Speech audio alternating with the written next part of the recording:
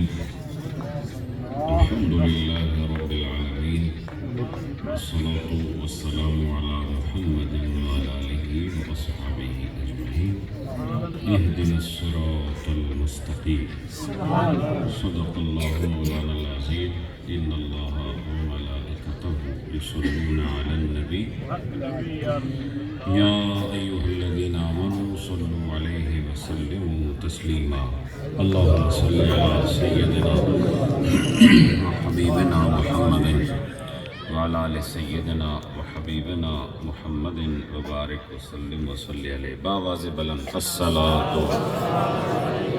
والسلام عليك يا رسول الله وعلى آلك وأصحابك سيدي يا رحمة للعالمين يا شفيع المذنبين يا حبيب رب العالمين.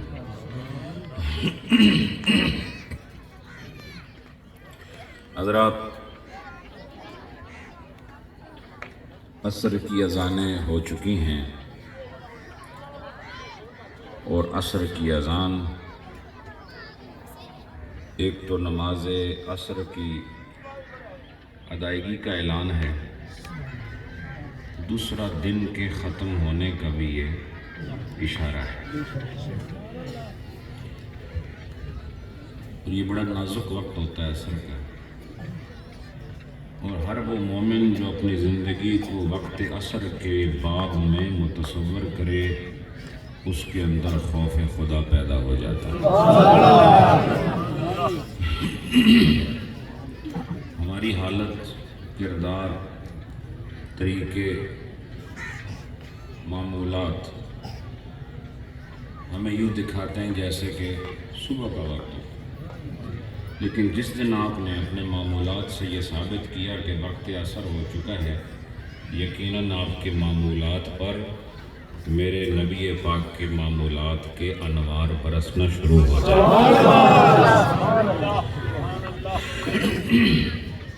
حضرات، ہمارے انتہائی لائق قدر خلیفہ محمد رشید صدیقی نقشبندی صاحب جو اس آستانے کی بہار ہیں، اور ابھی آپ نے سن لیا کہ حضرت صاحب رحمۃ اللہ علیہ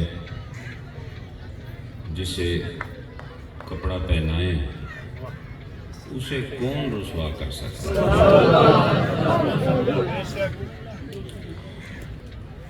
تو حضرت صاحب کا کام مکمل ہو گیا، ان کا کام لباس پہنانا تھا، ہمیں وہ لباس اس پورے علاقے کو دکھانا تھا. تو وہ پہنا گئے ہیں اور اب ہم دکھا گئے ہیں.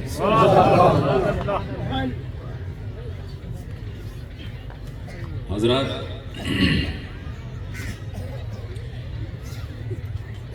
ہماری عصر بھی قضا نہ ہو اور وقت میں ہم نماز پڑھ لیں، اور تھوڑا سا واز بھی ہو جائے آپ کے ساتھ.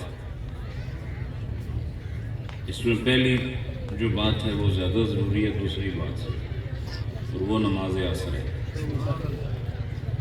نیریہ شریف کا آستانہ یہ افسانوں میں رہنے والا آستانہ نہیں ہے، اور یہ آستانہ جھوٹی امیدیں دلانے والا آستانہ بھی نہیں ہے، بلکہ یہ آستانہ شریعت پر چلانے والا آستانہ ہے.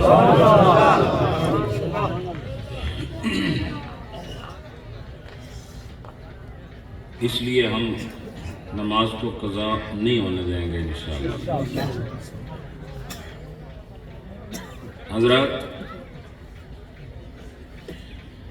اللہ پاک نے ہمیں دعا سکھائی سورہ فاتحہ شریف میں، اہدنا الصراط المستقیم. اے اللہ ہمیں صراط مستقیم کی ہدایت عطا فرمائے.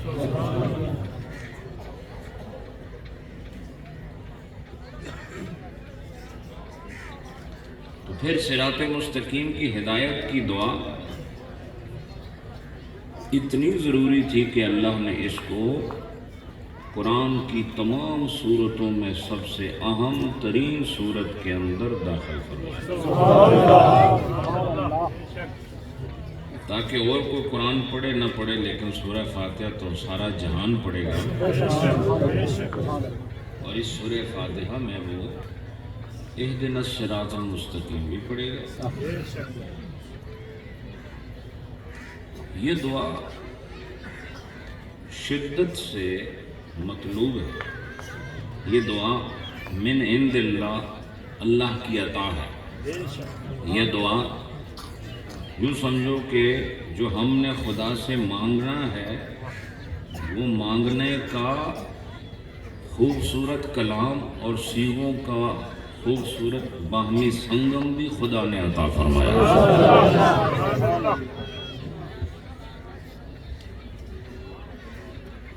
تو صراط مستقیم کی ہدایت کا تقاضا تو ہے کہ اللہ ہمیں تو صراط مستقیم پر چلا، لیکن صراط مستقیم کا تعین کیسے ہوگا کہ یہ راستہ صراط مستقیم؟ ہر آدمی جو اپنے پیچھے لوگوں کو چلاتا اور دوڑاتا ہے وہ یہی دعویٰ کرتا ہے کہ میں صراط مستقیم کو، تو اللہ پاک نے اس کا بھی حل فرما دیا۔ وہ فرمایا ہر ایک کی بات نہیں سننی، بس وہ لوگ جن پر میں نے انعام کیا ہے جو ان کا راستہ ہے وہی صراط مستقیم والا راستہ ہے۔ اور وہ قرآن کی اسی آیت کے اگلے حصے میں صراط الذین انعمت علیہم، ان کا راستہ جن پر تو نے انعام فرمایا، اور انعام جن پر فرمایا وہ کون ہے؟ وہ نبیین ہیں، صدیقین ہیں، شہداء ہیں اور صالحین ہیں۔ سمجھے آپ؟ اس سے پتہ چلا کہ صراط مستقیم ان چار ہستیوں کے علاوہ کہیں سے آ نہیں سکتا۔ یہ صراط مستقیم ان چار ذرائع کے علاوہ متحقق ہو نہیں سکتا۔ تو وہ راستہ اگر زمینی ہوتا پھر تو آپ کو نشان لگا کے بتا دیتے، چونکہ یہ راستہ زمینی نہیں ہے، یہ کردار کا راستہ ہے، یہ عادات و خصائل کا راستہ ہے، یہ معمولات زندگی کا راستہ ہے۔ اور اللہ پاک نے گویا ہمیں نمونہ دے کر بتا دیا کہ جس راستے پر میرے نبی کو دیکھو، جس راستے پہ میرے صدیق کو دیکھو، جس راستے پہ میرے شہید کو دیکھو، اور جس راستے پہ میرے ولی کو دیکھو، ان میں سے جس کے راستے پہ چل پڑے تم صراط مستقیم پر چلنا شروع ہو جاؤ۔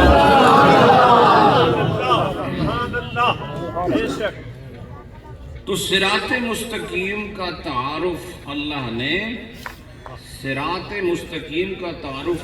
نے اپنے ان لوگوں کے ذریعے کرایا جو انعام یافتگان ہیں۔ تو گویا جو لوگ وسیلے کے قائل نہیں ہیں، میں ان کو بتانا چاہتا ہوں کہ اللہ پاک نے صراط مستقیم بھی جو ہمیں عطا فرمائی ہے وہ ایک بندوں کی جماعت کو ہدایت دینے کے لیے دوسرے بندوں کی جماعت کو ذریعہ بنایا۔ قابل غور ہے کہ نہیں؟ اس لیے اللہ آپ کو یہ نہیں کہتا کہ جیسے فرشتہ کرتا ہے ویسے تم کرو، جیسے جن کرتا ہے ویسے تم کرو، چونکہ یہ دونوں تو نظر نہیں آتے۔ تو اللہ پاک نے انسان کی ہدایت کا ذریعہ انسان کے ذریعے پیدا فرمایا۔ اب بات یہ ہے کہ وہ انسان جس کے راستے پر ہمیں چلنے کا حکم دیا گیا ہے، وہ انسان جس کے راستے پر ہمیں چلنے کا حکم دیا گیا یا اس راستے پر چلنے کی ہم سے دعا کرائی گئی ہے، ہاں وہ لوگ ان میں شہداء بھی ہیں، ان میں اولیاء بھی ہیں، ان میں صدیقین بھی ہیں۔ تو بات یہ ہے کہ یہ جو شہداء ہیں اہدنا الصراط المستقیم کو اگر دیکھا جائے تو سوال پیدا ہوتا ہے ان کا راستہ تو دوسروں کے لیے ہدایت ہے، خود ان کو راستہ کیسے ملا ہے؟ یہ بھی تو سوال ہے۔ آخر وہ پیدائشی تو صالحین ٹائٹل نہیں ملا ان کو، جو شہید ہوا ہے وہ پہلے زندہ تھا، بولو نا، اور جو صدیق بنا ہے، صدیقین کی جماعت ہے، تو اہدنا الصراط المستقیم انہوں نے بھی تو پڑھا ہے، بولو نا۔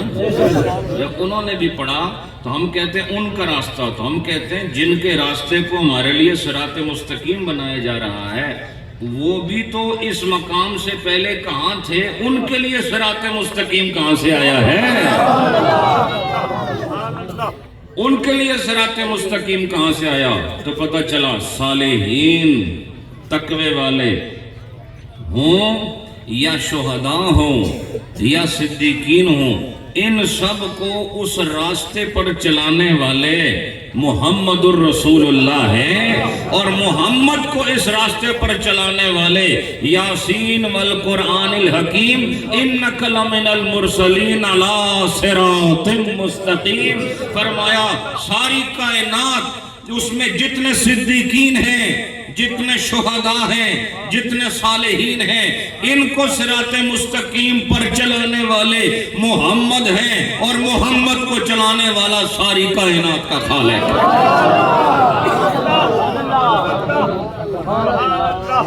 تو مجھے یہ کہنا پڑے گا کہ صراط مستقیم تو نبیوں کے لیے بھی ضروری ہے، کیونکہ نبی نے نہیں پڑھا اہدنا الصراط المستقیم، بولو۔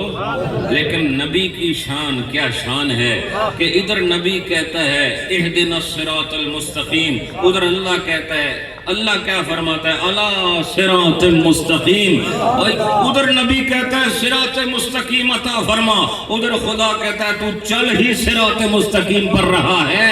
پتہ چلا نبی کو خدا ابتداءً بغیر کسی محنت و مشقت کے صراط مستقیم پر چلا دیتا ہے، اور اس کے بعد جس کو صراط مستقیم ملتی ہے وہ نبی کے ذریعے ملتی ہے۔ تو پھر سوال یہ ہوتا ہے کہ نبی کے ذریعے اگر صراط مستقیم ملی ہے شہداء کو، نبی کے ذریعے ملی ہے یہ صراط مستقیم صدیقین کو، نبی کے ذریعے ملی ہے صالحین کو، تو پھر صرف نبی کا ذکر ہی کافی تھا، بولو نا۔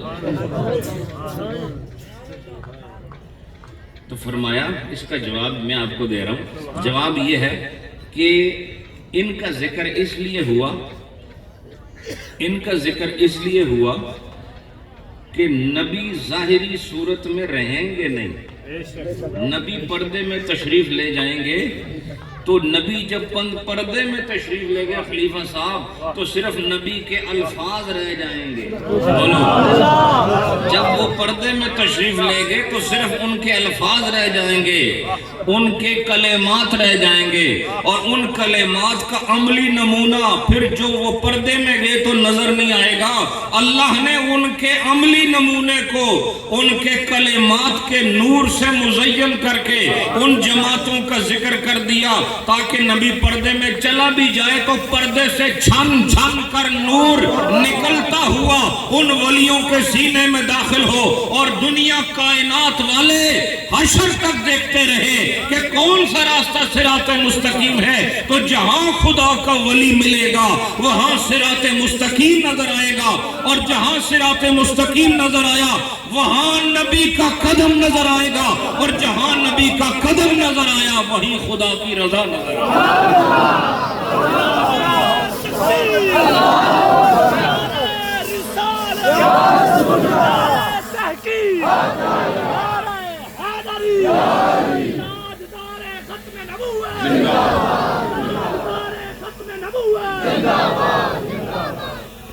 رات وقت نہیں ہے، بڑا خوبصورت موضوع ہے۔ پتہ یہ چلا کہ ہمارے لیے ہر خیر کا جو آغاز والا نقطہ ہے وہ نبی سے نہ آگے ہے نہ پیچھے،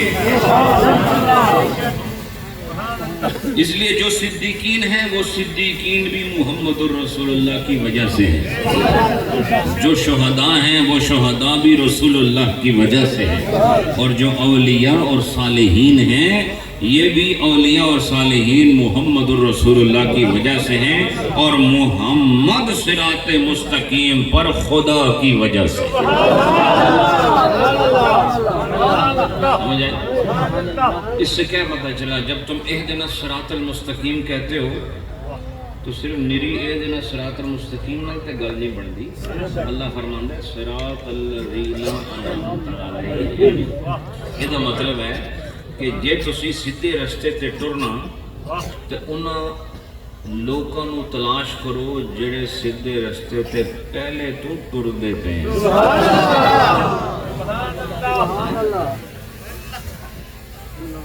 جو آدمی خود گمراہ ہے وہ تمہیں کیا ہدایت دے گا؟ جو آدمی خود بے نشان ہے تمہیں کیا نشان دے گا؟ اور رومی صاحب نے کیا خوبصورت بات فرمائی، توجہ ہے نا؟ رومی صاحب فرماتے ہیں ارے جو سویا ہوا ہو اسے بیدار نہیں کہتے۔ بولو نا، یہ جڑا ستا ہوئے کدے کہندے جاگدا کہ بولو، جڑا ستا ہویا بولو بھائی بولو سارے، جڑا ستا ہے انہوں لوگ کے کہندے ہیں کہ اے ستا ہویا تے جڑا جاگدا ہوئے بولتا نہیں تسی بھی میرے گھر سوتے ہوئے۔ ماشاءاللہ، تو تانوں میں ان سوتا ہویا آکھا تانوں اچھا نہیں لگے گا، اس واسطے ثابت کرو کہ تسی جاگ رہے۔ رومی صاحب نے فرمایا کہ جو سو گیا اسے بیدار نہ سمجھنا، اور جو بیدار ہے اسے سویا ہوا نہ سمجھنا۔ اور آپ فرماتے ہیں کہ کبھی سویا ہوا انسان رہنمائی نہیں کر سکتا، رہنمائی کے لیے جاگنا ضروری ہے، اور جاگنے کے لیے جاگنے کی قیمت جاننے والا ضروری ہے۔ پتہ چلا اگر تم کسی کے پیچھے چل رہے ہو تو پہلے یہ یقین کر لو جس کے پیچھے تمہارا قدم ہے وہ سونے والوں میں سے نہیں، یبیتون لربہم سجدا وقیاما والوں میں سے، سونے والوں میں سے نہیں جاگنے والوں میں سے ہے۔ لہذا جاگنے والا ہی گاڑی چلاتا ہے، جاگنے والا سائیکل چلاتا ہے، حتیٰ کہ جاگنے والا ٹانگوں سے چلتا ہے، اور جو سویا ہو وہ اس کا دھڑ ایک ہی جگہ رہتا ہے۔ اب سوئے ہوئے آدمی کے پاس اب تم 300 سال بھی بیٹھے رہو تو تم کوئی سفر طے نہیں کر سکتے، اس کی نیند کی وجہ سے تمہاری بیداری کا تمہیں فائدہ نہیں ہونے والا۔ اگر تم اپنی بیداری سے فائدہ اٹھانا چاہتے ہو تو اس بیداری کو کسی کامل کی بیداری کے پیچھے لگا، سمجھے کہ نہیں؟ تو فرمایا جب تم بیدار کے پیچھے تیار ہو جاؤ گے تو بیدار پھر وہ صرف لیٹتا نہیں، صرف بیٹھتا نہیں، وہ چلتا بھی ہے، وہ دیکھتا بھی ہے، وہ سنتا بھی ہے۔ اور سویا ہوا آدمی نہ سنتا ہے، نہ دیکھتا ہے، نہ بولتا ہے، نہ کھاتا ہے، نہ پیتا ہے۔ ایک طریقے سے یہ موت کی فرع ہے، یہ سو جانا موت کی شاخوں میں سے ایک شاخ ہے۔ جب انسان سو جائے تو وہ مثل مردہ ہوتا ہے، لیکن جو آدمی ہاتھ اٹھا سکے، نظر اٹھا سکے، زبان کو ہلا سکے، لبوں کو تحریک دے سکے، سماعتوں کو استعمال کر سکے، قدم در قدم آگے بڑھ سکے، اسے سویا ہوا نہیں کہتے، اسے بیدار کہتے ہیں۔ جو اللہ کو بھولے ہوئے ہیں وہ سونے والے ہیں، اور جن کی راتیں بھی خدا نے ذکر سے زندہ کر دی ہیں۔ ارے سوتے وقت میں بھی جو نہیں سوتے ان کی رات کا اگر یہ عالم ہے تو ان کے دن کا مقام کیا ہوگا؟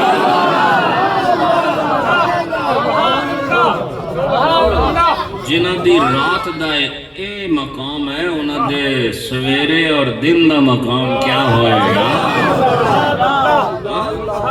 جن کی رات ایسی ہے تو سنو نا پھر ان کا دن کیسا ہوگا۔ تو رومی صاحب فرماتے ہیں ان کے پیچھے چلو جو رات میں بھی آنکھ کھول کے چل رہے ہیں، دن میں بھی آنکھ کھول کے چل رہے ہیں۔ ایسے کے پیچھے چلو گے تو کھڈوں سے بچ جاؤ۔ ایسے لوگوں کے ساتھ رہو گے تو اندھے کنویں میں گرنے سے بچ جاؤ گے۔ لہٰذا سوئے ہوئے کو کبھی بیدار نہ سمجھنا، اور جو خدا والے ہیں انہیں سویا ہوا نہ سمجھنا۔ اس لیے تمہیں نہیں پتا کہ وہ جاگ رہے ہیں کہ سو رہے ہیں، لیکن جس نے انہیں بنایا ہے وہ خود کہہ رہا ہے رب ہو کر یبیتون لربہم۔ اے دنیا والو سن لو، میں رب اعلان کر رہا ہوں، میرے بندے یہ رات کی تاریکی میں بھی جاگ جاگ کے مجھے یاد کر رہے ہیں۔ اچھا یہ بتائیں آپ کہ جب سوئے ہوئے کو خلیفہ صاحب، رشید صاحب، علماء کرام بھی توجہ کریں، اگر سوئے ہوئے کو بیدار کہو تو آپ عقل مند آدمی ہیں؟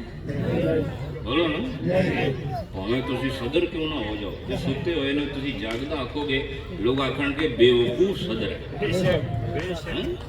اس سے پتہ چلا اپنی صدارت کو جہالت کا داغ لگانے کی ضرورت نہیں۔ ایسی بات نہ کرو جو حقیقت کے برعکس ہو، بلکہ بر حقیقت ہو، در حقیقت ہو، اس چیز کو بیان کرو تو تمہاری شخصیت کچھ ہو یا نہ ہو، تمہاری حقیقت بیانی کی وجہ سے لوگ کہیں گے یہ سچا انسان ہے۔ جو آدمی سویا ہوا ہے اس کو کوئی جاگتا کہے تو آپ مان لیں گے؟ بولو نہیں مانیں گے۔ تو رومی صاحب فرماتے ہیں اسی طرح جب تم سوئے ہوئے کو بیدار نہیں سمجھتے تو پھر تم گمراہ کو ہدایت پر بھی نہ سمجھنا۔ کیا فرماتے ہیں کہ جو گمراہ ہو گیا ہے تم اسے ہدایت پر نہ سمجھنا۔ اب جو نماز نہیں پڑھتا پھر بھی تمہیں وہ ولی نظر آ رہا ہے، یہ ایسا ہے جیسے سوئے ہوئے کو تم جاگتا ہوا سب محسوس کر رہے ہو۔ اور جو زکوٰۃ نہیں دیتا کروڑ پتی ہونے کے باوجود، اور تم کہتے ہو پہنچا ہوا آدمی ہے، تو میں کہتا ہوں وہ ضرور پہنچا ہوا ہے لیکن جہنم کے اندر پہنچا ہوا ہے۔ اللہ نے آپ کو آنکھیں دی ہیں، عقل دیا، شعور دیا ہے، آپ اس عقل سے بھینسیں پال لیتے ہو، فصل میں کاشت کر لیتے ہو، زمین کے اندر ہل چلا لیتے ہو، اور اسی عقل کے بل بوتے پر اپنی دکانداری کرتے ہو، اس عقل کے بل بوتے پر خاندان کے نظام کو چلاتے ہو، اپنے بیوی بچوں کی پرورش کرتے ہو۔ تو جہاں تمہاری عقل ہر میدان میں کام کرتی ہے، اس میدان میں تمہاری عقل کیوں سو جاتی ہے؟ تو رومی صاحب فرماتے ہیں کہ جو گمراہ ہو اسے اپنا دوست نہ سمجھنا، اس لیے کہ جس طرح سوتا ہوا انسان تمہیں ایک قدم کا سفر بھی نہیں کرا سکتا، اس طرح گمراہ انسان تمہیں جنت کی طرف ایک قدم کا سفر بھی نہیں کرا سکتا۔ اس لیے گمراہوں سے اپنا پیچھا چھڑاتے رہنا۔ جس کی زبان پر میرے نبی کا کلام ہو اور جس کی عمل میں میرے نبی کا عمل ہو، تو سمجھ لو وہ جس نے پہلی دفعہ کہا تھا اہدنا الصراط المستقیم، اور اللہ نے کہا تھا اعلیٰ صراط مستقیم، تمہاری زبان میں اگر ان کا کلام آ گیا اور تمہارے اعضاء میں ان کا عمل آ گیا تو سمجھو تم بھی اس راستے پر چل پڑے ہو جس پر میرا رسول چلا تھا۔ ہی کے ہر گمراہ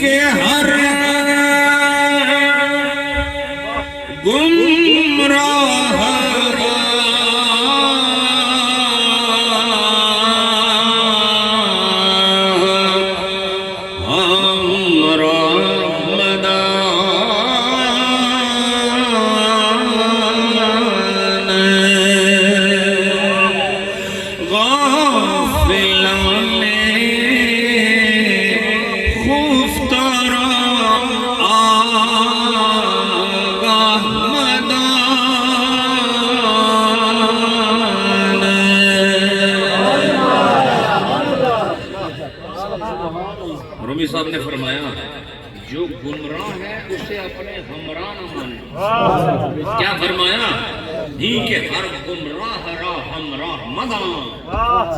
فرمایا کہ جو گمراہ ہے اسے اپنے ہمراہ نہ جاننا. غافلان خفترا آگاہ مداں. اور فرماتے ہیں ایسے غافل جو سوئے ہوئے. اور یاد رکھو سونا غفلت کے قبیلے سے ہے. سونا غفلت بڑا قبیلہ ہے. اس قبیلے کے ایک رشتہ دار سونا اور نیند ہے. اس کے بہت سارے رشتہ دار ہیں. نہیں سمجھے؟ غفلت ایک پورا قبیلہ ہے اور اس قبیلے کے بہت سارے رشتہ داروں میں سے ایک رشتہ دار بتا رہا ہوں. ابھی وقت نہیں ہے. میں آپ کو اتنے رشتے ان کے قبیلے میں سے نکال کے بتاؤں حیران رہ جاؤ. تو ایک رشتہ وہ کیا ہے اس قبیلے میں؟ وہ سونا ہے. تو رومی صاحب فرماتے ہیں غافلان خفترا آگاہ مداں. کہتے ہیں کہ وہ غافل جو سوئے ہوئے ہیں ان کو کبھی تو بیدار نہ سمجھنا، آگاہ نہ سمجھنا. یا یوں سمجھ لو جو گمراہ ہے وہ آگاہ نہیں ہے. جو گمراہ ہے وہ آگاہ نہیں ہے اور جو آگاہ ہے وہ گمراہ نہیں ہے. اس لیے کہ جو آگاہ ہے وہ علی طریق مصطفیٰ ہے. جو آگاہ ہے میرے نبی کے راستے پر چل رہا ہے. اس لیے کسی کے بڑے مزار کے گنبد کو دیکھ کر متاثر ہونے کی ضرورت نہیں اور کسی پیر صاحب کے جبے کو دیکھ کر متاثر ہونے کی ضرورت نہیں. اور لوگوں کے یہ جو مداری مزاج ہیں ان کے اس ڈرامہ سازی کو دیکھ کر متاثر ہونے کی ضرورت نہیں. رومی صاحب نے فرمایا جہاں تمہیں خوئے رسول ملے، بوئے رسول ملے، کوئے رسول ملے وہاں چلے جانا. وہ انسان تمہیں کم از کم جہنم سے بچا ہی لے.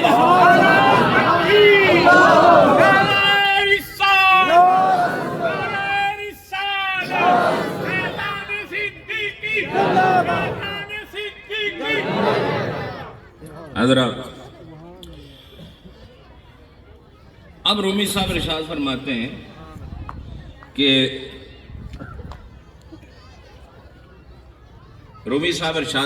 ہیں کہ اللہ کی ذات جو ہے وہ پاک ہے، بے نیاز ہے. اللہ کی ذات پاک بھی ہے اور میں تانوں ایک گل دساں جیڑا بھی پاک ہوئے وہ بے نیاز ہی ہوندا ہے.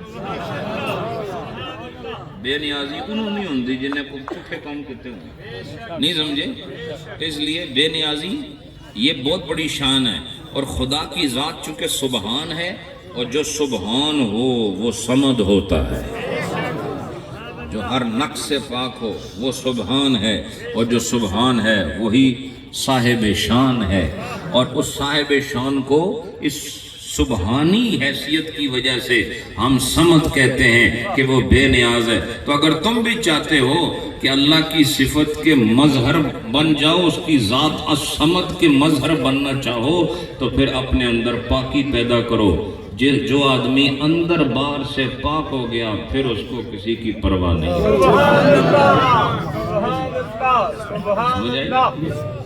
یہ جو ہمیں جگہ جگہ چھوٹی چھوٹی باتوں پر ہمیں پرواہ ہوتی ہے، ہمیں بڑی مصیبت پڑ جاتی ہے.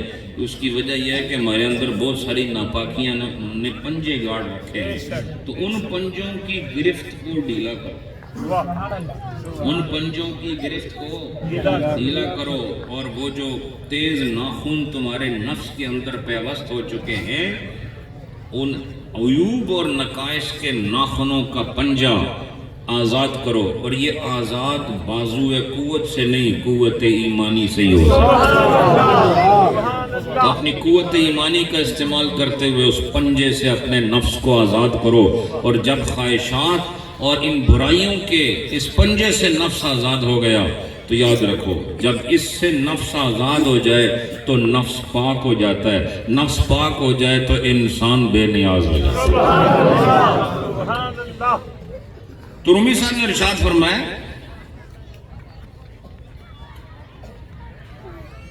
کہ اگر تمہارا ساتھی، وہ بڑا مشہور شعر ہے رومی صاحب کا جو میں پڑھنے لگا ہوں، تو فرماتے ہیں سانپ کو فارسی میں مار کہتے ہیں. کیا کہتے ہیں؟ مار. فارسی میں ساتنوں کی کہتے ہیں مار. تو وہ فرماتے ہیں کہ ایک مار ہے اور ایک یار ہے. کیا فرماتے ہیں؟ ایک مار ہے ایک یار ہے. وہ کہتے ہیں یار بھی دو طرح کے ہوتے ہیں. ہاں یار کتنے طریقے کے ہوتے ہیں؟ وقت ایک ایسا یار ہے جو تمہیں مار دیتا. کون سا مار؟ سانپ نہیں، یعنی تمہارا کردار مار دیتا. اس کی وجہ سے تمہارے اخلاق تباہ ہو جاتے ہیں، اس کی وجہ سے تم جھوٹے بن جاتے ہو. ایسا یار ہوتا ہے کہ جس کی وجہ سے تمہاری نظر کی پاکی ختم ہو جاتی ہے. ایسا یار ہوتا ہے جو تمہیں حلال حرام کی تمیز سے یہاں بے نیازی دے دیتا ہے جہاں بے نیاز ہونے کی ضرورت نہیں ہے. تو فرماتے ہیں ایسے یار سے مار بہتر ہے. ایسے بس میں بات ختم کرنے لگا ہوں. یہ ایک شعر میں یہ فرمایا کیا؟ حق ذات پاک اللہ الصمد. کیا شعر ہے؟ شعر کیا ہے؟ فرماتے ہیں حق ذات پاک اللہ الصمد کے بود بہ مار بد از یار بد. اور اس کے بعد کیا فرماتے ہیں؟ مار بد جانے ستاند از سلیم اور یار بد آرد سوئے نار جہیم. اس کا مطلب کیا ہے؟ وہ فرماتے ہیں کہ یار اگر تو یار واقعی یار ہے، اگر یار واقعی یار ہے اور یاری کا مفہوم جانتا ہے تو یہ یار تمہیں اس یار سے ملا دیتا ہے. اور اگر یہ یار قرآن و سنت کے علوم سے فارغ ہے اور یہ یار طریقت و شریعت کے اصول سے ناواقف ہے اور اگر یہ یار سویا ہوا ہے تو یاد رکھو سویا ہوا ہے تو پھر آگاہ نہیں ہے اور آگاہ نہیں تو پھر ہمراہ نہیں ہے. ہمراہ نہیں ہے تو سمجھ لو یہ تمہارے راستے کا ساتھی نہیں بن سکتا. یہ تمہارے اخلاق کو مار دے گا، تمہارے کردار کو مار دے گا، تمہاری نظر کو مار دے گا، تمہاری فکر کو مار دے گا، تمہارے اخلاق کو مار دے گا، تمہارے معمولات کو ختم کر دے گا. فرمایا اس سے سانپ بہتر ہے. کیوں؟ اس لیے کہ کہا کہ سانپ تمہاری جان لیتا ہے، یہ تمہارا ایمان لے. سمجھے کہ نہیں؟ اس لیے یہ دیکھ لینا کہ تم نے جس ہاتھ میں ہاتھ دیا ہوا ہے کسی سپ کا ہی ہاتھ نہ ہو. وہ جس لئے انہیں ڈنگیا تو پھر انہیں تو انہوں ٹنگ بھی دینا ٹنگ دینا. سمجھے کہ نہیں؟ اس سے پتہ چلا کہ ان لوگوں کے ساتھ یاری لگاؤ جو تمہیں یار تک پہنچا. یا میں یوں کہہ دیتا ہوں کہ اس سے یاری لگاؤ جو تمہیں اس پار لے جائے. سمجھے کہ نہیں؟ یار ہوتا ہی پار کرانے کے لیے، تو جو پار نہ کرا سکے اسے یار کیسے مانو گے؟ یار وہی ہوتا ہے جو ہر مصیبت سے پار کر دیتا ہے. اور سب سے بڑی مصیبت بے روزگاری نہیں، سب سے بڑی مصیبت گھر کی ناچاکی نہیں، سب سے بڑی مصیبت بدعملی ہے. سب سے بڑی مصیبت اللہ کی نافرمانی ہے. سب سے بڑی مصیبت شیطان کے چنگل میں داخل ہو جانا ہے. تو جو یار تمہیں اس مصیبت سے آزاد کرا دے، ارے اس تو بڑا اور کڑا یار، یہی تو اصل یار ہے. تو اب رومی صاحب نے کیا فرمایا؟ فرمایا مارے بد جانے ستانت السلیم، کہ یہ جو سلامت آدمی ہے بالکل صحیح سالم، جو پیڑا سپ ہے وہ زیادہ تو زیادہ اس سلیم الفطرت انسان کی جان لے گا. لیکن یار بد ایک مار بد ہے، ایک یار بد ہے. فرماتے ہیں یار بد آرد سوئے نار جہیم. فرماتے ہیں یہ صرف جان لیتا ہے سانپ، پیڑا سب صرف تھوڑی جان لیندہ ہے، لیکن پیڑا یار تھانوں اس وقت تک چین نہیں آندا اس نوں جب تک تھانوں جہنم کے اندر نہ لے جائے. تو اب ہم کو اب یہ فیصلہ کرنا ہوگا کہ دو سمتیں ہیں. ایک سمت میں جنت ہے ایک سمت میں جہنم ہے، اور یہ دونوں مخالف سمتیں ہیں، اور دونوں مخالف سمتوں کے یار معلوم ہیں۔ ہم نے دیکھنا ہے کہ ہمارا یار کون سا ہے، جس کا رخ جنت کی طرف ہے یا جہنم کی طرف ہے۔ تو جس نے اسے یار بنایا، جس نے یار کی طرف منہ کیا ہوا ہے، تو سمجھ لو اس کا منہ جنت کی طرف ہو گیا ہے۔ لہذا جو قبلے کی طرف منہ کر کے نماز نہ پڑھے اس کی نماز ہوتی نہیں، اور جو یار کی طرف منہ کر کے عمل نہ کرے اس کا عمل قبول ہوتا نہیں۔ اور یار کون ہے؟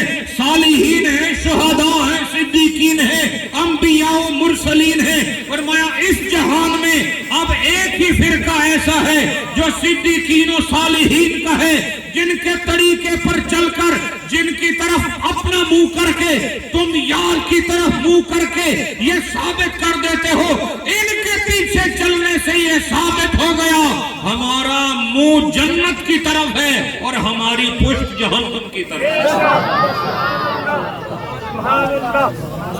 تو دو چیزوں کا رخ معلوم کر لینا کہ تمہارا منہ کدھر ہے اور تمہاری پشت کدھر ہے۔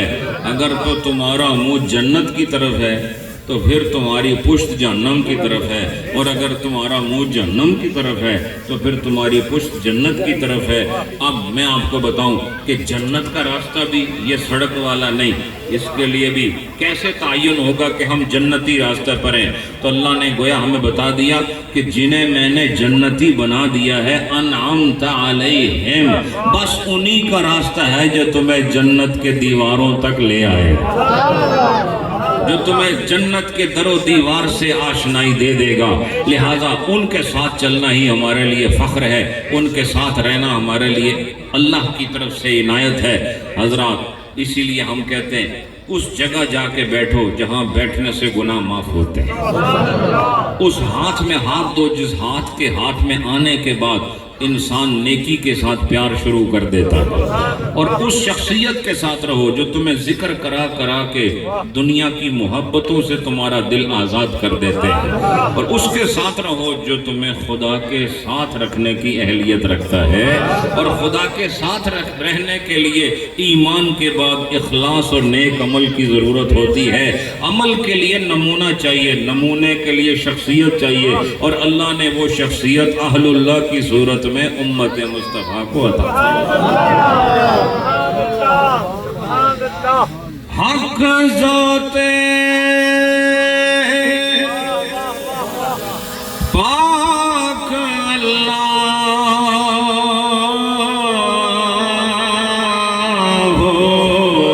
سمد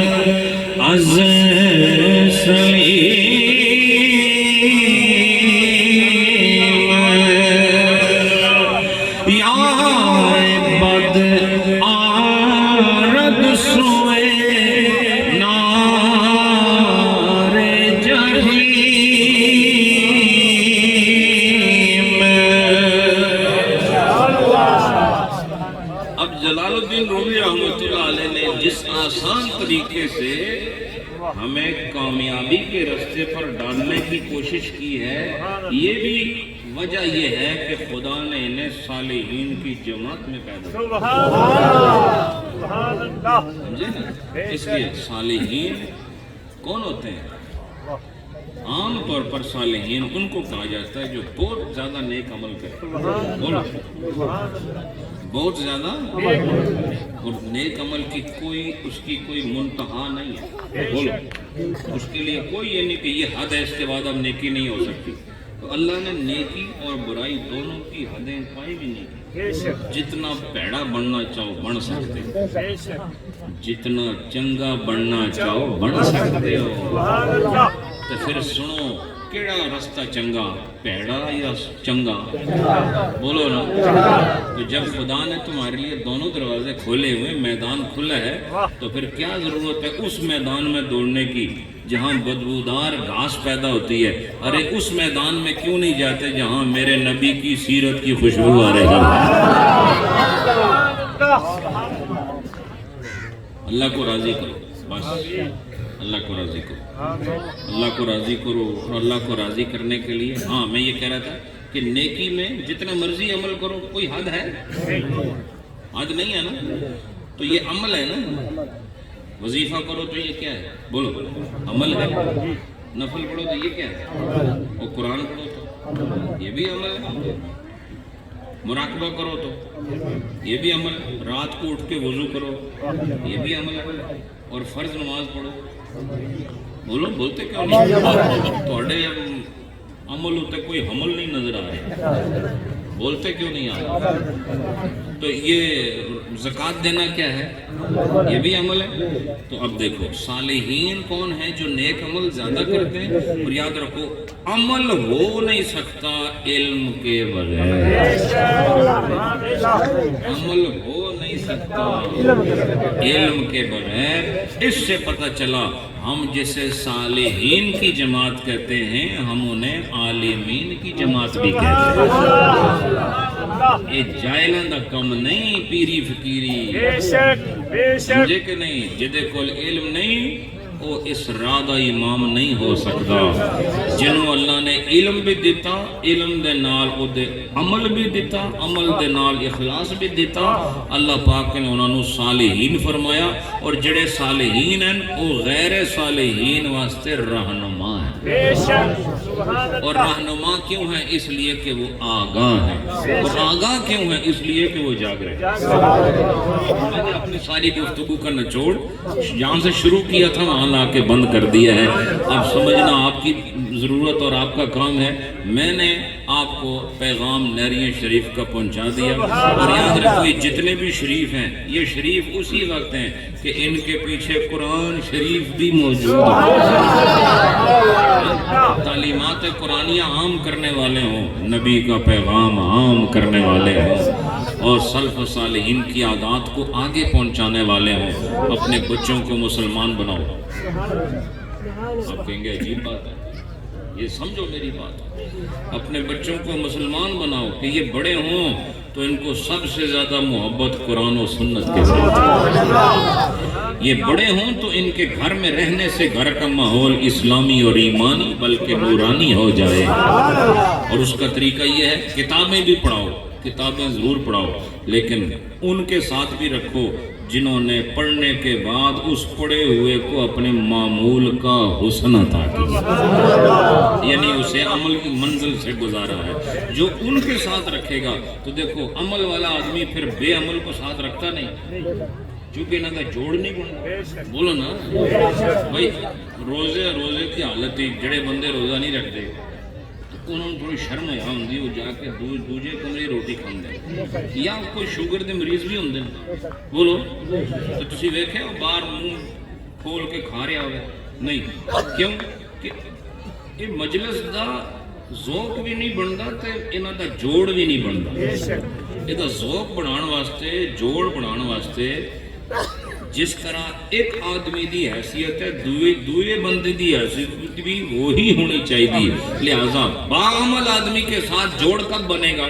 जब बेअमल भी आस्ता आस्ता बाअमल हो जाए। और कामिल का यही काम होता है, कामिल का यही काम होता है, तो वो बेअमल को अपने साथ रखकर अमल की तासीर दे देकर और मोहब्बत की आंच देकर और इश्क की गर्मी देकर उसे इतना नरम कर देता है कि फिर जो नेकी उससे कराना चाहे वो शैतान को खूब जोर की लात मारकर उसकी बात मानता है जिसका राब्ता अल्लाह के साथ है। अल्लाह पाक उर्से पाक की ये खूबसूरत महफिल कबूल फरमाए। हमारे खलीफा मोहम्मद रशीद साहब की इज़्ज़त व मकाम में अल्लाह और बरकतें